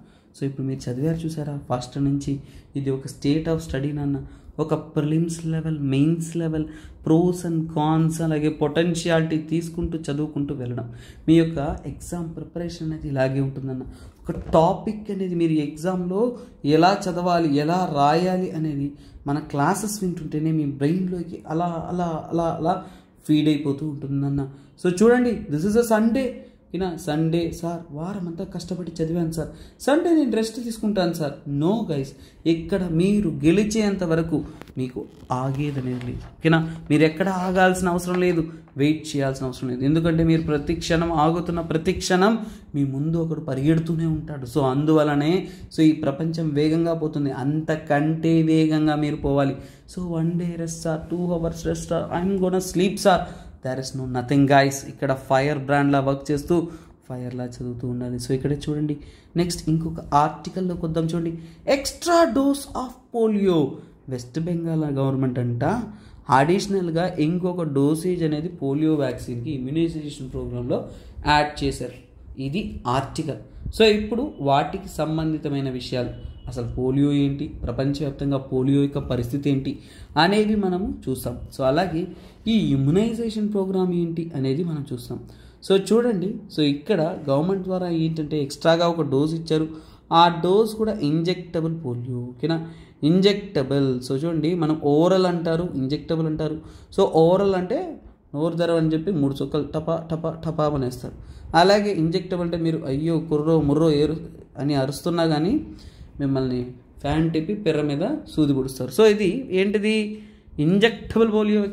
ఓకేనా, సో ఇక్కడ పోలియోలో కూడా డిఫరెంట్ టైప్స్ ఆఫ్ వ్యాక్సిన్స్ ఉన్నాయన్న. కొన్ని oral drops, just a droplet through the mouth. ఓకేనా, కొన్ని ఇంజెక్టబుల్. సో కాకపోతే ఈ ఎక్స్ట్రా డోస్ అనేది ఇంజెక్టబుల్ పోలియో డోసే వాళ్ళు ఇచ్చారు. సో ఈ యొక్క ప్రోగ్రామ్ అనేది, సో ఇక్కడ చూడండి, ఇవి పాయింట్ టు పాయింట్ ఇక్కడ ఇచ్చిన చూడండి. సో ఇంజెక్టబుల్ పోలియో డోస్ ఏ స్కీమ్ అండర్లో, యూనివర్సల్ ఇమ్యునైజేషన్ ప్రోగ్రామ్. మన ఆరోగ్యం అనేది మన పిల్లలకు, సో మన ఇండియాలో ఉన్న చిల్డ్రన్స్కు హెల్త్ అనేది, అలాగే ఇలాంటి జబ్బులు రాకూడదు కాబట్టి మనము ఇస్తున్నాం కాబట్టి, సో అలాంటి అడిషనల్ డోసేజెస్ అనేది ఈ గవర్నమెంట్ అనేది చెప్పారు నాన్న. సో యాక్చువల్గా ఏంటంటే మన గవర్నమెంట్ వారీగా మనం చూస్తున్నప్పుడు ఏంటంటే, సో ప్రస్తుతానికి ఏంటంటే 4 ఓరల్ డోసేజెస్ అనేది ఉంటుంది. 4 ఓరల్ డోసేజెస్ అంటే ఏంటంటే, సో డోసెస్ అంటే ఏంటి, మనకి త్రూ ద మౌత్ అనేది వేస్తారు. అండ్ దాంతోపాటు మీకు 2 ఇంజెక్టబుల్ డోసెస్ అనేది ఉంటుంది. ఓకేనా, ఇంజెక్టబుల్ డోసెస్. ఓకేనా, ఇది యాక్చువల్గా ఏంటంటే ఇచ్చేది. మరీ టెక్నికల్గా ఎన్ని డోస్ చేస్తారు ఇవన్నీ కూడా మనకి తెలుసుకోవాల్సిన అవసరం లేదు. ఆర్టికల్ వచ్చింది కాబట్టి మనం తెలుసుకోవాలండో. సో ఇక్కడ అడిషనల్గా, సో ఇక్కడ చూడండి, అడిషనల్గా ఇప్పుడు ఏంటంటే పాపం ఇంకొక డోస్. ఓకేనా, ఇంకొక డోస్ అనేది వేయడం జరిగింది. అది ఏంటి, ఇంజెక్టబుల్ డోస్. సో ఇప్పుడు మీకు ఎందుకు సార్ ఈ విషయం చెప్పారు అంటే అదే మనకు అర్థం అవ్వాలి. ఏంటంటే 4 ఓరల్ డోసెస్ వేస్తారు పిల్లలకు, 2 ఇంజెక్టబుల్ డోసెస్ అనేది వేస్తారు. కాకపోతే కొత్తగా ఈ సంవత్సరం ఏంటి, ఇప్పటి నుంచి వెస్ట్ బెంగాల్లో ఒక డోస్ ఎక్స్ట్రా ఇచ్చారు. ఆ డోస్ ఏంటి, ఓరల్ డోసా ఇంజెక్టబుల్ డోసా, ఈ 2 డోసెస్ ఉంటాయని తెలిస్తేనే కదా మనకు ఖచ్చితంగా ఇంకో ఇంజెక్టబుల్ డోస్ ఎక్స్ట్రా యాడ్ చేశారని. That is what. ఇది ఎప్పుడు ఇంట్రొడ్యూస్ చేశారంటే జనవరి 2023. సరే సార్, అసలు వెస్ట్ బెంగాల్ గవర్నమెంట్ ఎందుకు సార్ ఈ యొక్క డోసేజ్ అనేది ఒకటి ఎక్స్ట్రాగా ఇచ్చారంటే, సో చూడండి, వెస్ట్ బెంగాల్ అనేది ఏంటంటే హై రిస్క్ ఏరియా. సో చూడండి, హై రిస్క్ ఏరియా. సో మన ఇండియాలో ఉంటున్న పోలియో రిస్క్ జోన్స్లో ఈ ప్రాంతం అనేది ఇంకొద్దిగా ఎక్కువగా అనేది పొటెన్షియల్గా ఉంది, రిస్క్ ఎక్కువగా ఉంది కాబట్టి అక్కడ ఎక్స్ట్రాగా అనేది ఇవ్వడం అనేది జరిగిందన్న. సో అలాగే మనకి ఇచ్చేది ఎప్పుడు కూడా ఏంటంటే ఇన్యాక్టివేటెడ్ పోలియో వైరస్. మనకి ఇచ్చేది పోలియో వైరసే, కాకపోతే ఇన్యాక్టివేటెడ్. పాపం కాళ్ళు చేతులు తీసి మనకి వేస్తారు, అంటే ఏంటి, పని చేయలేదు అన్నట్టు. కాకపోతే ఏంటంటే మనకి ఇంకా కూడా ఈ వ్యాక్సిన్స్ అనేది స్ట్రాంగ్గా వర్క్ చేయడం కోసం మీరు ఇస్తూ ఉంటారు. అసలు ఫస్ట్ ఆఫ్ ఆల్ అరే ఈ పోలియో అంటే ఏంటి, ఇది కూడా తెలియకుండా ఉంటారా సార్, నేను చూశాను సార్ అనుకుంటా. బట్ మనకి టెక్నికల్ టర్మ్స్తో కావాలి కదా నాన్న. పోలియో అంటే ఏంటంటే సింపుల్ థింగ్ నాన్న, క్రిప్లింగ్.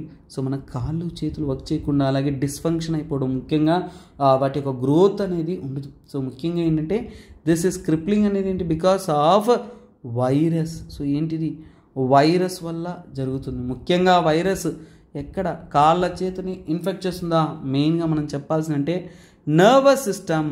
సో పోలియో వైరస్ ఏ పార్ట్ని ఎక్కడ మనకి ఇన్ఫెక్ట్ చేస్తుంటే మన యొక్క నర్వ్ సిస్టమ్ని అనేది ఇన్ఫెక్ట్ చేస్తుంది. సో ఇంకొకటి, నర్వ్ సిస్టమ్ని ఇన్ఫెక్ట్ చేస్తుంది కాబట్టి నో క్యూర్. ఒక్కసారి వచ్చిందంటే మనము క్యూర్ చేయడం అనేది అసాధ్యం. అందుకే మనం ఏమిస్తున్నాము, ప్రికాషన్. క్యూర్ చేయలేం కాబట్టి మనం ప్రికాషన్ ముందుగానే రాకుండా అడ్డుకోవడానికే వ్యాక్సిన్ అనేది వేస్తాం. సో అర్థమైందా, వెరీ వెరీ వెరీ వెరీ సింపుల్గా అనేది చెప్పాను. ఓకేనా. సో అలాగే మన ఇండియా పరిస్థితి ఏంటి, ఇండియా చూసుకున్నారు అంటే ఇండియా ఈజ్ పోలియో ఫ్రీ. చిన్నప్పుడు చాలామందికి పోలియోస్ వచ్చేదన్న. ఇప్పుడు ఇండియా అనేది పోలియో ఫ్రీ. ఎందుకంటే అప్పటి నుంచి వ్యాక్సిన్స్ రెగ్యులర్గా వేసి సో మన ఇండియా అనేది ఏంటంటే పోలియోని నిర్మూలించున్నాం. సో అలాగే ఈ పోలియో నిర్మూలనకు మన ఇండియా తరపు నుంచి ఎవరు నాన్న పనిచేసింది? Rotary international. So rotary international వారు, ఓకేనా, రోటరీ ఇంటర్నేషనల్ వారు మన ఇండియాలో పోలియో ఎరాడికేషన్, పోలియోని ఎలాగైనా కానీ కంప్లీట్గా రిమూవ్ చేసేయాలి, ఓకేనా, నిర్మూలించాలి. Sorry guys, don't worry. So ఎక్కువగా ఇంగ్లీష్ క్లాసెస్ చెప్తుంటాం కాబట్టి అప్పుడప్పుడు తెలుగులో తడపడ్డం అనేది జరుగుతూ ఉంటుంది. కంటెంట్ కదండి మన strength, let's stick to it. So ఇది నన్ను యాక్చువల్గా. సో అలాగే ఇక్కడ ఈ యొక్క రోటరీ ఇంటర్నేషనల్ వారు పోలియో ఎరాడికేషన్ క్యాంపెయిన్ నడిపించి సో మనకి ఏంటంటే 1985 ఆ కాలం నుంచి సో గవర్నమెంట్ అనేది వర్క్ చేస్తూనే ఉన్నారు. సో అలాగే చూడండి, మొట్టమొదటిసారిగా మన ఇండియన్ గవర్నమెంట్ వచ్చేసి 1995లో national polio immunization day announce చేశారు, ఓకేనా. నేషనల్ పోలియో ఇమ్యునైజేషన్ డే, పోలియోని నిర్మూలించడం కోసం మనం ఏంటంటే ఇమ్యునైజేషన్ అందించడం కోసం గవర్నమెంట్ అనేది డిసైడ్ చేసుకుని ఒక డే అనేది అబ్జర్వ్ చేశారు, that is national polio immunization day. ఓకేనా. సో ఇక్కడికి మన ఇమ్యునైజేషన్ని పెంచడం కోసం వీరు లాంచ్ చేశారు నాన్న. తర్వాత తీసుకున్నాము అంటే సో వరల్డ్ హెల్త్ ఆర్గనైజేషన్ 2012లో వరల్డ్ హెల్త్ ఆర్గనైజేషన్ ఏం తెలిపారు అంటే ఎండమిక్ కంట్రీస్, ఏ దేశాలకు ఈ యొక్క డిసీజ్ అనేది స్ప్రెడ్ అవుతుంది అనేది క్యాల్కులేట్ చేసి ఇవన్నీ కూడా చేశారు. తర్వాత ఏంటంటే వాటిని అరికట్టడానికి కూడా ఏంటంటే వర్క్ అనేది చేశారు. పోలియోలో ఒక టైప్ కాదన్న, పోలియోలో పలు రకాల డిసీజ్ అనేది ఉన్నాయి. ఫర్ ఎగ్జాంపుల్ పోలియోలో తీసుకున్నా అంటే పోలియో వైరస్లో కూడా కొన్ని వెరైటీస్ ఉన్నాయి. అలాంటి పోలియో వైరస్లో తీసుకున్నారు అంటే టైప్ 1, పోలియోలో టైప్ 1 అనేది ఎక్కడ చూస్తున్నాము అంటే వెస్ట్ బెంగాల్లో చూసారన్న. అలాగే పోలియోలో టైప్ 2 అనేది మన ఇండియాలో ఎక్కడ రిపోర్ట్ అయ్యిందంటే చాలా వరకు ఏంటంటే ఉత్తరప్రదేశ్, యూపీలో, ఓకేనా. సో ఫస్ట్ రిపోర్ట్ అయింది అంటే వెస్ట్ బెంగాల్లో 2011లో టైప్ 1, తర్వాత యూపీలో వచ్చేసి టైప్ 3, అది కూడా 1999లో, తర్వాత టైప్ 2 అయిందంటే టైప్ 3 కదా, ఓకే. టైప్ 3 వచ్చేసి సో మనకేంటంటే జార్ఖండ్లో, ఇక్కడ రిపోర్ట్ అయిందంటే జార్ఖండ్లో అనేది రిపోర్ట్ అయ్యింది. సో ఇది కూడా ఎప్పుడంటే 2010 అన్న. సో ఇది ఓవరాల్గా ఒక బ్రీఫ్ ఓవర్వ్యూ, బట్ ఎక్కువగా అనేది అడగరు, ఓకేనా. సో అంత మనము ఓవరాల్గా మకప్ చేసుకోవాల్సిన అవసరం లేదు. కాకపోతే ఏంటంటే సో మనం ఈ వైరస్ అనేది ఇండియాకి రాకుండా ఉండడం కోసం మనం ఏంటంటే కంపల్సరీ వ్యాక్సినేషన్ ఇచ్చామన్న. ప్రతి చిన్నపిల్లలకు కూడా 100% వ్యాక్సినేషన్ ఇవ్వాలి అనేది మనం డిసైడ్ చేసి అలా ఇచ్చి మనం చాలా వరకు మన ఇండియా నుంచి పోలియో అనేది నిర్మూలించడం అనేది జరిగింది, ఓకేనా. సో తరువాత గ్లోబల్ పోలియో, సో ప్రపంచవ్యాప్తంగా ఉంటున్న పోలియో విషయంలో తీసుకున్నారు అంటే సో వరల్డ్ పోలియోలో గ్లోబల్ కండిషన్ తీసుకున్నారు అంటే ప్రపంచంలో కూడా తీసుకున్నారు చాలా వరకు ఆఫ్ఘనిస్తాన్, ఓకేనా, ఆఫ్ఘనిస్తాన్ కానీ అలాగే పాకిస్తాన్, ఈ 2 దేశాలు అనేది టాప్ లిస్ట్లో ఉన్నాయి. ఈ పోలియో వ్యాక్సిన్ మన ఇండియాలో నిర్మూలించినా కానీ చాలా వరకు ప్రపంచ దేశాల్లో ఈ 2 దేశాల్లో పోలియో అనేది ఎక్కువగా అనేది ఉంటుందనేది చెప్తున్నారు నాన్న. సో ఇది మాత్రమే కాకుండా పోలియో అనేది ప్రపంచ దేశాల్లో చాలా దేశాల్లో స్ప్రెడ్ అవుతూ ఉన్నాయి. సో కోవిడ్ తర్వాత ఏంటంటే ఈ యొక్క గ్లోబల్ పోలియో ఎరాడికేషన్ ఇనిషియేటివ్ అనేది కొంతకాలం అనేది అలా స్లో అవ్వడం జరిగింది. ఈ కోవిడ్ ఇప్పుడు ఎలాగో ఎండ్ అయిపోయింది కాబట్టి వీటి మీద కాన్సన్ట్రేషన్ చేస్తూ ఉన్నారు. అలాగే ప్రపంచవ్యాప్తంగా ఉన్న దేశాలు కూడా కన్సర్న్ అనేది వ్యక్తం చేస్తున్నారు. సో ఓవరాల్గా ఏంటంటే this is very very very very very very important article. So ఓవరాల్గా మనము దీన్ని హెల్త్ సెక్టర్ సంబంధించిన టాపిక్, మీకు హెల్త్ రిలేటెడ్ అలాగే health governance related. So governance అన్నప్పుడు మీకు GS2లో వస్తుంది, ఓకేనా. సో అలాగే హెల్త్ అన్నప్పుడు సొసైటీలో ఉంటున్న ఇష్యూస్ కాబట్టి అక్కడ మీకు వస్తుంది, ఓకేనా. GS3లో వస్తుంది, దట్ ఈస్ వాట్, ఓకేనా. ఎప్పుడన్నా తెలుసుకోండి, గవర్నెన్స్ రిలేటెడ్ టాపిక్స్ ఏంటంటే కోరిలేటెడ్ అంటాం, అంటే ఒకే టాపిక్ అనేది ఇంకొక సిచ్యువేషన్స్లో కూడా రిలేట్ చేసేలా ఉంటుంది. సో వాటిని మనం తెలుసుకోవాలి. సో తర్వాత మనకైనా అద్భుతమైన ఆర్టికల్లోకి ఎంటర్ అయిపోదామా? Yeah rhododendrons carpet Darjeeling and Sikkim Himalayas. నన్న దిస్ ఈస్ అవర్ ఎన్విరాన్మెంట్ GS3లో పేపర్ 3లో చాలా ముఖ్యమైనది. సో ఈ యొక్క రోడోడెండ్రాన్స్ అంటే ఏంటి, వాటి గురించి పబ్లిష్ చేసింది ఏంటి అనేది మనం తెలుసుకుందాం, ఓకేనా. సో రీసెంట్గా ఈ ఆర్టికల్ ద్వారా ఏంటంటే డార్జిలింగ్ ఈ ప్రాంతంలో అనేది ఈ రోడోడెండ్రాన్స్ అనేది అద్భుతంగా గ్రో అవుతున్నట్టు వారు చెప్తున్నారు. సో వాటి గురించి లేటెస్ట్ పబ్లికేషన్ అనేది Botanical Survey of India. So ప్లాంట్స్ని వాటిలో ఉంటున్న స్పెషాలిటీస్ వాటిని స్టడీ చేయడానికి మన యొక్క గవర్నమెంట్ ఆర్గనైజేషన్ అంటే Botanical Survey of India. So వీరు ఏం చేశారు ఏమంటే డార్జిలింగ్ అండ్ సో సిక్కిం హిమాలయాస్ ఏదైతే ఉంటుందో ఓకేనా, డార్జిలింగ్ అండ్ సిక్కిం హిమాలయాస్ ఓకేనా, డి అండ్ ఎస్ అని రాస్తాను ఎందుకంటే ఆల్రెడీ ఇక్కడ పెద్ద హెడ్లైన్ ఉంది కదా. So why I need to write, so అందువల్ల మీకు తెలుసు.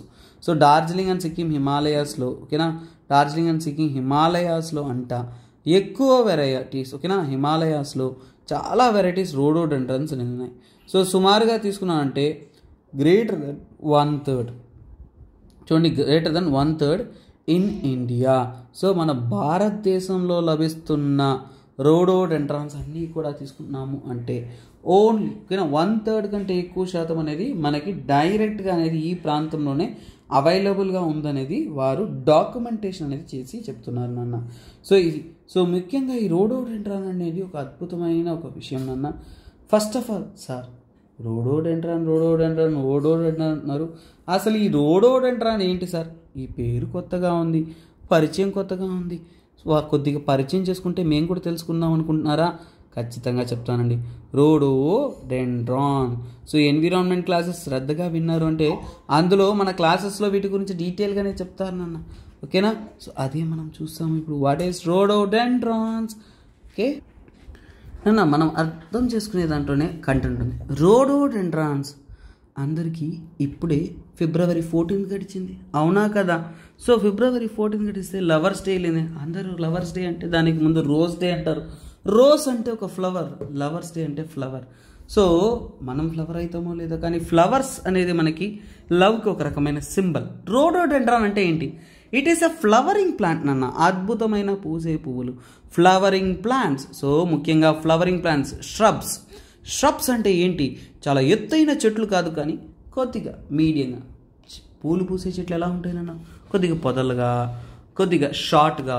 డ్వార్ఫ్ అంటే మరీ ఎక్కువ హైట్గా ఎత్తుగా అనేది ఉండవు, పెద్ద పెద్ద మాన్లు అలా ఉండవు కదా. సో మోస్ట్లీ ఏంటంటే ఫ్లవరింగ్ ప్లాంట్స్ అనేది. సో అలాంటి ఫ్లవరింగ్ ప్లాంట్స్ మన రోడోడెండ్రాన్స్, ముఖ్యంగా రోడోడెండ్రాన్స్ అనేది మనకి ఎక్కువగా ఏంటంటే హిమాలయ పర్వత ప్రాంతాల్లో, అలాగే మనకి హిమాలయాస్లో, వెస్టర్న్ ఘాట్స్లో, నీల్గిరీస్ ఇలాంటి ప్రాంతాల్లో అద్భుతంగా అనేది ఉంటుందన్న. అలా ఉంటున్న వెరైటీలోనే 1/3 అనేది సిక్కిం డార్జిలింగ్లో అద్భుతంగా అనేది ఉంటుందంటున్నారు. సో అలాగే ఏంటంటే ఈ మధ్య కాలంలో మనిషి యొక్క యాక్టివిటీస్, సో హ్యూమన్ యాక్టివిటీస్ వల్ల ఇవి డ్యామేజ్ అవుతున్నాయని చెప్తున్నారు. సో అలాగే చూడండి, ఈ రోడోడెండ్రాన్స్ని ఇంకో రకంగా కూడా చెప్తారు, ఇండికేటర్ స్పీసీస్. సార్ ఇండికేటర్ అంటే ఏం సార్?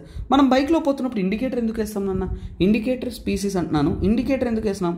మనము ముందుగా వార్నింగ్ ఇస్తాం, ఏమని? నేను లెఫ్ట్ సైడ్ వెళ్ళబోతున్నాను, సో దయచేసి మీరు లెఫ్ట్ సైడ్ రాకండి అన్నట్టు మనం ఇండికేటర్ వేసి సూచనలు ఇస్తాం. అదేవిధంగా రోడోడెండ్రాన్ అనేది indicator species for climate change. అంటే ఏంటంటే అరే నాన్న క్లైమేట్ చేంజ్ జరగబోతుంది, సో చెట్లన్నీ డ్యామేజ్ అవబోతున్నాయి, it's in a danger zone అనేది ఇండికేటర్ స్పీసీస్ ఇవి. సో ముఖ్యంగా ఈ రోడోడెండ్రాన్స్ అనేది కాలం అంతటా పోయేది నాన్న. సో వీటి యొక్క పూసే కాలం అనేది అద్భుతంగా మనకి మార్చ్ నుంచి కూడా మే వరకు కంటిన్యూ అవుతుంది. అలాగే ఏంటంటే ఇంకా కొన్ని ఫ్లవర్స్ అనేది జనవరి మాసంలో కూడా అద్భుతంగా అనేది ఫ్లవరింగ్ చేస్తుంది. ఈ రోడోడెండ్రాన్స్ గురించి స్పెషలైజేషన్ ఏంటి తెలుసా? సో అవన్నీ కూడా లోకల్ మెడిసిన్, మందులకు చాలా ఉపయోగపడుతున్నాయి, మెడిసినల్ వాల్యూస్ అనేది ఉంటుంది, అవునా కదా? సో ఇంకా చెప్పాలి అంటే మనకి జలుబు, కాఫ్, డయేరియా అలాంటి చాలా జబ్బులకు అనేది కూడా వీటి నుంచి మెడిసిన్స్ అనేది కూడా తీస్తున్నారు నాన్న. అలాగే చూసుకున్నామంటే హైయెస్ట్ నెంబర్ ఆఫ్ రోడోడెండ్రాన్స్ అనేది ఇండియాలో ఏంటంటే అరుణాచల్ ప్రదేశ్లో చూస్తాం. సో అరుణాచల్ ప్రదేశ్లో ఏంటి highest number of rhododendrons. So ఏంటి అరుణాచల్ ప్రదేశ్లో ఏంటంటే మనకి ఎక్కువగా ఓకేనా అత్యధికమైన రోడోడెండ్రాన్స్ అనేది ఉండడం అనేది జరుగుతుంది ఓకేనా. సో హైయెస్ట్ టాక్సోనమీ అంటారు ఓకేనా, ఎక్కువ నెంబర్ ఆఫ్ నేమ్స్ అనేది అన్నీ కూడా అక్కడ ఉన్నాయి నాన్న.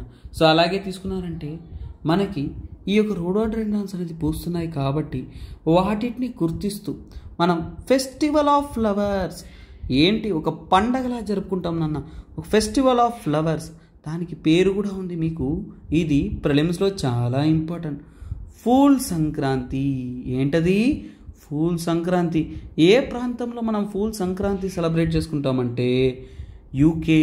సార్ యూకే ఎక్కడుంది సార్? ఎక్కడో బ్రిటన్ కదా సార్, ఇంగ్లాండ్ కదా సార్, యూరోప్ కదా సార్? లేదు, మన ఇండియాలో కూడా యూకే ఉంది నాన్న. దట్ ఈస్ ఉత్తరాఖండ్లో ఉంటున్న గర్వాల్ హిమాలయాస్లో మనకి ఫెస్టివల్ ఆఫ్ ఫ్లవర్స్ అనేది మనం సెలబ్రేట్ చేస్తుంటాం. So this is all a brief history of your rhododendrons అన్న. సో హిమాలయాలో వ్యాలీ ఆఫ్ ఫ్లవర్స్ కానీ ఇంకా పలు ప్రాంతాల్లో అనేది ఈ యొక్క రోడోడెండ్రాన్స్ అనేది అద్భుతమైన ఫ్లవరింగ్ స్పీసీస్ అన్న. This is all very important content about your rhododendrons and other articles అన్న. సో అలాగే మనం ఓవరాల్గా అనేది కొన్ని రిపీటెడ్ ఆర్టికల్స్ ఉన్నాయి. సో ఆ రిపీటెడ్ ఆర్టికల్స్ యొక్క ఓవర్వ్యూ ఇస్తాను. సో ఏంటంటే సో ఇక్కడ చూడండి చీతాస్ గురించి మనకి ఆర్టికల్ ఉంది. సో మనకి చీతాస్ అనేది మనకి ఎక్కువగా అనేసి చూసారా. సో మనం సౌత్ ఆఫ్రికా నుంచి చీతాస్ అనేది మనం ఇంపోర్ట్ చేస్తున్నాం. సో అంటే మనం తెప్పిస్తూ ఉన్నాం. సో కాకపోతే ఆ యొక్క చీతాస్ అనేది 12 చీతాస్ అనేది అరైవ్డ్ అంటే మన ఇండియాకి వచ్చేసాయనన్న. ఏ నేషనల్ పార్క్లో మనం వీటిని వేస్తున్నాం? కునో నేషనల్ పార్క్, చాలా చాలా ఇంపార్టెంట్. కునో నేషనల్ పార్క్ మధ్యప్రదేశ్లో ఉంది. అక్కడ ఏంటంటే మనము గవర్నమెంట్ అనేది ఇక్కడ వాటిని రీఇంట్రడ్యూస్ అనేది చేయబోతున్నారు. ఎందుకంటే 7 శతాబ్దాలుగా 70 ఇయర్స్ సుమారుగా 70 ఇయర్స్గా అనేది ఇవి లేవు ఇండియాలో. ఇప్పుడు మళ్ళీ మనం ఇంట్రడ్యూస్ చేస్తున్నాం. సో లాస్ట్ నోన్ చీతా, ఇంతకుముందు మనకి తెలిసిన చీతా మన ఇండియాలో ఎప్పుడు ఉన్నింది, లాస్ట్గా ఎప్పుడు చనిపోయిందంటే సో ముఖ్యంగా ఏంటంటే 1947లో ఛత్తీస్గఢ్లో మనకి చివరి చీతా అనేది చనిపోయింది. So that's why it's very important. ఓకేనా. సో ఇలా వీటిని మనం ఇంట్రడ్యూస్ చేయడం వల్ల నేటివ్ హ్యాబిటేట్లో మనము తీసుకొస్తూ ఉన్నాము. సో అలాగే ఏంటంటే సో ఈ 12 చీతాస్ అనేది ఏంటంటే సో వీటితో పాటు ఇంకా అడిషనల్ చీతాస్ కూడా ఏంటంటే మనము ప్లాన్ అనేది చేస్తున్నాము ప్రైమ్ మినిస్టర్ గారు. సో ఇవన్నీ కూడా ఏంటంటే మనకి ఇంతకు ముందు కూడా ఏంటంటే ప్రైమ్ మినిస్టర్ మోడీ గారు 8 ఓకేనా. సో 8 అనేది ఇంతకుముందు ఇంట్రడ్యూస్ చేస్తున్నారు. సో ఇప్పుడు ఇంకో 12 అనేది మన ఇండియాకి రావడం జరిగింది. సో మిషన్ చీతా ఓకేనా. సో ఈ మిషన్ ద్వారా ఏంటంటే చీతాస్ అనేది మన ఇండియాలో రీఇంట్రడ్యూస్ అయ్యి ఇంకా కూడా ఏంటంటే స్ప్రెడ్ ఆన్ అనేది చేస్తున్నారు. సో ఈ ఆర్టికల్ ఎలాగో మల్టిపుల్ టైమ్స్ మనం డిస్కస్ చేసిందే కాబట్టి so I had just given a overview. So అలాగే ఏంటి ఇవన్నీ కూడా క్వారంటైన్లో ఉంచడం అనేది జరిగింది. సో క్వారంటైన్ అంటే ఏంటి? సో ఇంకా ఏంటంటే సేఫ్గా ఒక్కొక్క దాన్ని సపరేట్ పట్టి సో వాటి యొక్క మన యొక్క స్టడీస్ అనేది చూసి సో వాటి యొక్క హెల్త్ కండిషన్ అబ్జర్వ్ చేసి తర్వాత వాటిని వైల్డ్లో అనేది ఇంట్రడ్యూస్ అనేది చేస్తారు నాన్న. ఓకేనా. అలాగే ఈ యొక్క ఆర్టికల్లో మీరు చదవాల్సిన ఇంకొక అద్భుతమైన ఒక విషయం ఉంది. బొమాస్ కొత్త టర్మ్ ఒకటి వచ్చిందంటే మనం ఖచ్చితంగా తెలుసుకోవాలి. క్వారంటైన్ బొమాస్ ఈ యొక్క అనిమల్స్ అనేది తెచ్చిన తర్వాత ఇవన్నీ కూడా ఏంటంటే క్వారంటైన్ బొమాస్లో ప్లేస్ చేసినట్టు చెప్తున్నాను. యాక్చువల్గా బొమా అనేది ఏంటంటే ఇది ఒక సౌత్ ఆఫ్రికన్ పదం నన్ను అక్కడి నుంచి అవాల్వ్ అయిన ఒక వర్డ్. సో ఈ యొక్క బొమా అనేది బొమాస్ అంటారు. సో ఇది దీనికి యాక్చువల్ మీనింగ్ ఓకేనా.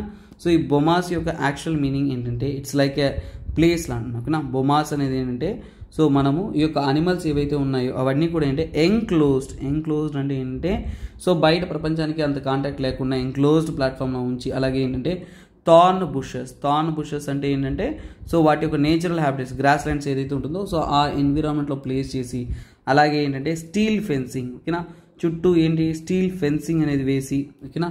సో చాలా జాగ్రత్తగా అనేది ప్రొటెక్ట్ చేస్తూ ఉన్నాం అనుకోండి, ప్రొటెక్షన్ అందిస్తున్నాం అనుకోండి, వాటిని మనం బొమాస్ అంటాం. ఈ మధ్య యూపీఎస్సీలో ఇవి కూడా అడిగేస్తున్నాను అన్న. అందుకే మనం ప్రిలిమ్స్ లెవెల్లో చాలా జాగ్రత్తగా కొత్త టర్మ్ వచ్చినప్పుడు నేర్చుకోవాలి. ఏమని ఇక్కడ చూడండి బొమాస్ అంటే ఇదేనన్న. ఇక్కడ ఒక చీతా ఉందా, చుట్టూ ఒక స్టీల్ ఫెన్సింగ్ ఉందా, సో మధ్యలో కొద్దిగా గ్రాస్ ల్యాండ్స్ లాగా ఉందా, పొదలులాగా, సో అలాంటి ఎన్విరాన్మెంట్లో ఎంక్లోజ్డ్ స్పేస్లో ఈ చీతాను ఉంచుతున్నారంటే ఇదే క్వారంటైన్ బొమాస్ అంటే. సో ఇదేనన్న ఓవరాల్ ఆర్టికల్. సో ఇక్కడ ఏంటంటే అద్భుతం అనేది మనం ఇలా తెలుసుకోవాలి. So recently quarantine bomas is a news, what is it related to అని అడగచ్చు ఎగ్జామ్లో. అందువల్ల మనము ఇలాంటి టర్మ్స్ కూడా చాలా జాగ్రత్తగా క్షుణ్ణంగా అనేది మనం నేర్చుకోవాలి. Okay guys, this is the Hindu news analysis of the day. ఈ రోజు యొక్క క్విజ్ అనేది చూసేద్దామా? Keep on, will look into the question of the day. Okay students, question of the day చూద్దాము. రోడోడెండ్రాన్స్ గురించి మనం డిస్కస్ చేసాం కాబట్టి వాటికి సంబంధించిన క్వశ్చన్ ఇవ్వడం జరిగింది. Rhododendrons are indicator species as far as climate change is concerned. It is the state tree of Uttarakhand. Rhododendrons are evergreen, but some are deciduous. So, these are the points. Which of the following statements are right? Indulo A statements right అనే చెప్పండి. చూసి మీరే answer చేయండి. So comment సెక్షన్లో అందరూ కూడా comment చేస్తూ ఉన్నాను అన్న. I need good number of comments, at least 10 members అన్న రోజు రెగ్యులర్గా కమెంట్ చేస్తూ ఉండాలి. మన వీడియో నచ్చిందంటే ఖచ్చితంగా మీరు కమెంట్ చేయండి అన్న. మీ యొక్క వాల్యుబుల్ కమెంట్స్ అనేవి మనం అద్భుతంగానే చూస్తూ ఉంటాం. It's a family like condition అన్న. ఇక్కడ ఒక సబ్జెక్ట్ మనం నేర్చుకుంటున్నామంటే it is interrelated learning. అలాగే మీరు సపోర్ట్ చేస్తున్నంత కాలం మాకు ఈ ఎలాంటి సబ్జెక్ట్స్ ఇంకా అద్భుతంగా అందించడానికి ఒక గ్రేటెస్ట్ మోటివేషన్ అనేది ఉంటుంది. Okay guys, thank you for guys those who are keep on supporting and regularly getting learned. So ఇదే పద్ధతిని లెర్నింగ్ ప్రాసెస్లో కంటిన్యూ చేసుకుంటూ ఉండండి. మీ సక్సెస్ అనేది ఎంతో దూరంలో లేదన్నా మీ ఎదురుగా ఉంది. కాకపోతే మీరు నిద్రపోకూడదు, లేచి పరిగెత్తాలి. ఓకేనా? It is in front of you. Don't just SIT as a silent, just move forward to your success. Okay guys, with this note let me end the Hindu news analysis of the day. This is me SPR signing off. Have a nice day. Bye bye. Take care. We will be joining you in the next beautiful session of our Hindu news analysis.